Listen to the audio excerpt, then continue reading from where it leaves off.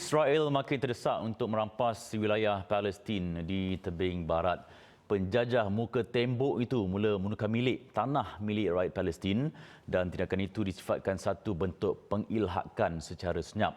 Wilayah berkenaan sememangnya dalam bahaya kerana ia berpotensi mengubah peta Palestin secara kekal. Secara kotor, Israel itu dikecam 19 negara termasuk Turkiye, Qatar dan Perancis kerana Israel cuba mengukuhkan kawalan secara tidak sah ke atas tanah Palestin di tebing barat yang diduduki. Ia melibatkan kawasan C merangkumi kira-kira 60% wilayah tebing barat.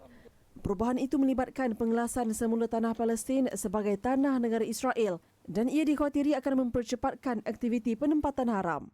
Pendirian 19 negara itu turut ditandatangani oleh Arab Saudi dan Mesir.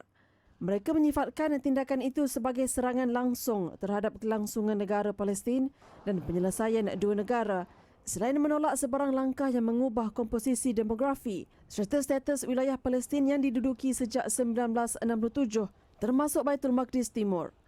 Menurut data yang dirujuk oleh mahkamah, kira-kira 465,000 peneroka Israel kini menetap di tebing barat yang diduduki, merangkumi sekitar 300 penempatan dan pos luar yang dianggap tidak sah di bawah undang-undang antarabangsa.